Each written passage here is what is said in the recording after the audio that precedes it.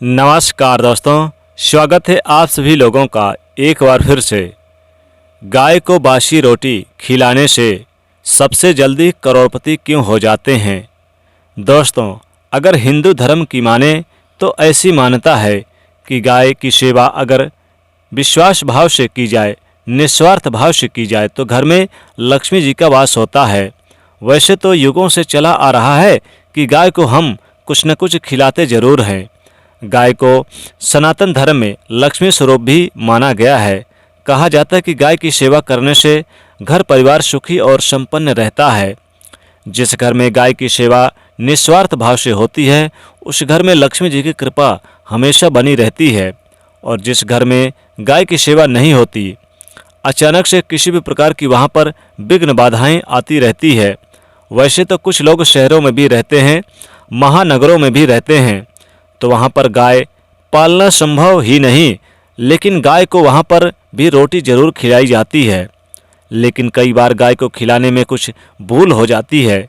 तो कौन सी वो 3 चीज़ें जो गाय को नहीं खिलानी चाहिए, आज हम आपसे इस वीडियो में साझा करेंगे।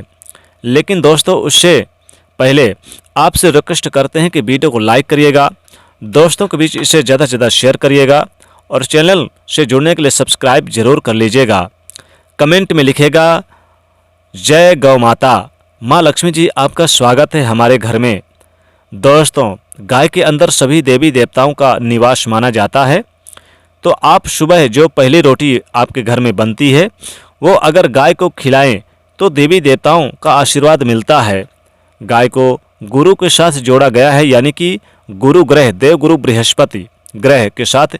इसलिए गुरुवार के दिन गाय को यानी कि पका करके, यानी कि एक रोटी पका करके चुटकी भर हल्दी डाल करके खिलाएं तो सुख संपत्ति धन ऐश्वर्य बढ़ता है, दुष्ट ग्रह शांत हो जाते हैं। जो लोग मानसिक रूप से परेशान हैं, वो गाय को रोटी पर थोड़ा सा गुड़ रखकर खिलाएं तो सकारात्मक ऊर्जाएं आती है। कभी कभी जीवन में शुभ मंगल कार्य नहीं हो रहे, तब ऐसे में आप गाय को रोटी खिलाएं। गाय के मस्तक को छूकर अपनी मन्नत करें, प्रणाम करें, पैर छुएं, आपकी मन्नत जरूर पूरी होगी। तो दोस्तों, गाय को आप यानी कि जैसे कौन सी ऐसी चीज़ है जो आपको नहीं खिलानी चाहिए। सबसे पहले जब आप क्या होता है कि आप जूठन दे देते हैं, गाय को जूठन भोजन कभी ना दें, और जला भुना हुआ भी आप यानी कि भोजन ना दें। और जैसे कि घास लेकर आते हैं, कई दिनों से घास पड़ा रहता है, बासी तिवासी पुराना सड़ा गला, तो ऐसी चीज़ें गाय को बिल्कुल ना दें। गौ माता हो जाती है नाराज, माँ लक्ष्मी जी हो जाती हैं नाराज। इसलिए इस बात का आप विशेष रूप से ध्यान रखें।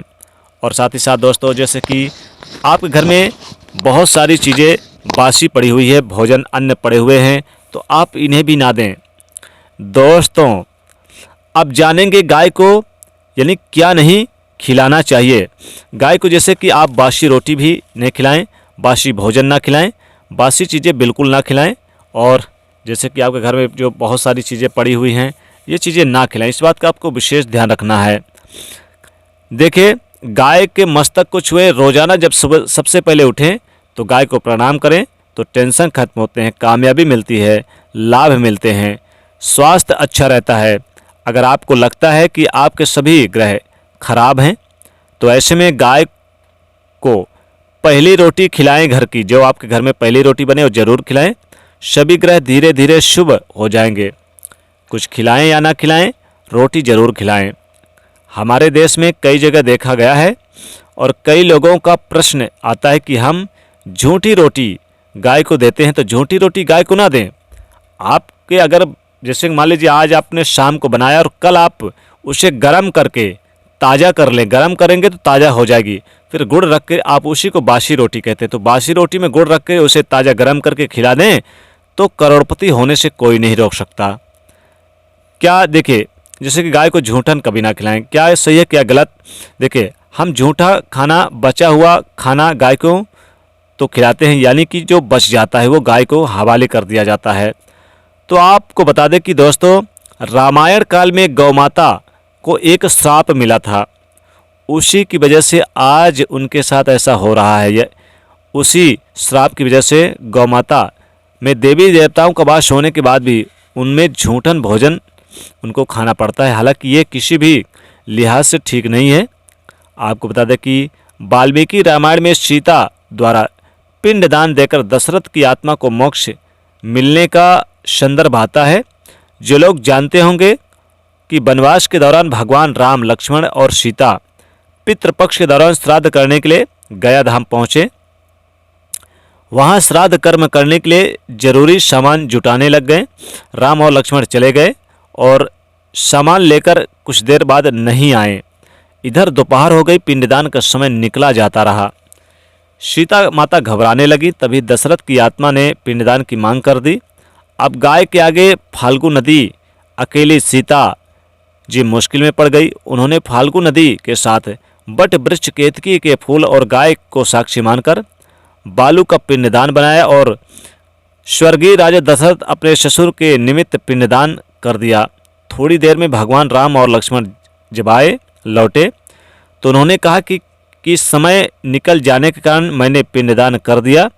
बिना सामग्री के पिंडदान कैसे हो सकता है, इसलिए राम और लक्ष्मण जी यानी कि नहीं माने, माँ से प्रमाण मांगा। तब सीता माता ने कहा कि जो फाल्गु नदी की रेत है, केतकी के फूल हैं, गाय हैं और बट वृक्ष हैं, ये मेरे द्वारा किए गए श्राद्ध कर्म के गवाही दे सकते हैं। इतने में फाल्गु नदी, गाय और केतकी के फूल तीनों इस बात से मुकर गए।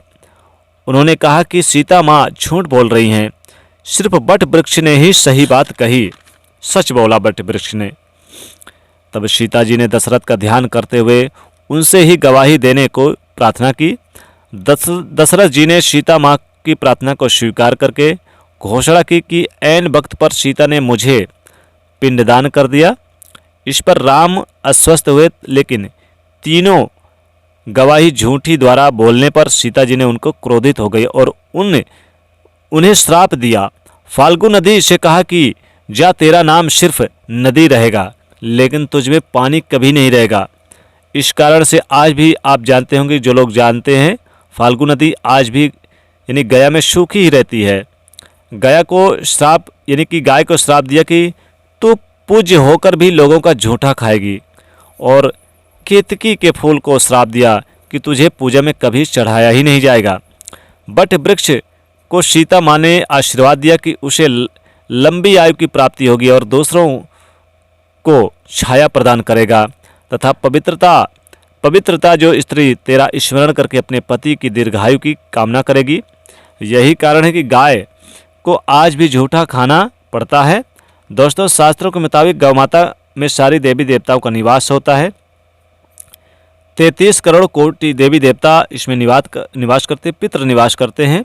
अगर आप भी किसी मंदिर में नहीं जा सकते, पूजा पाठ नहीं कर सकते हैं, कहीं जाकर के ग्रह दोषों का निवारण उपाय भी नहीं कर पाते हैं, तो आपको एक यानी कि रोटी जरूर आपको गाय को खिलानी चाहिए। हमेशा कहते हैं कि पहली रोटी गाय के लिए अगर आप भी खिलाते हैं तो दुनिया में सुखों की प्राप्ति होगी, दुनिया में लाभ होगा और आपको करोड़पति बनने से कोई नहीं रोक सकता।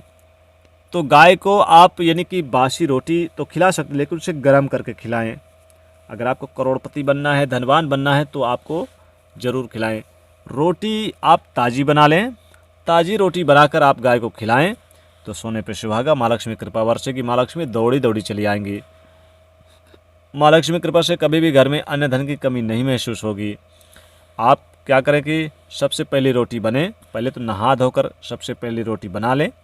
रोटी में थोड़ा सा गुड़, थोड़ी सी हल्दी रखकर गाय को आप माता लक्ष्मी जी का स्मरण करें और गौ माता का स्मरण करें, अपनी कार्य सिद्धि की स्मरण करें, फिर गौ माता को खिला दें। तो गौ माता को ऐसा करने से आपको विशेष लाभ होता है।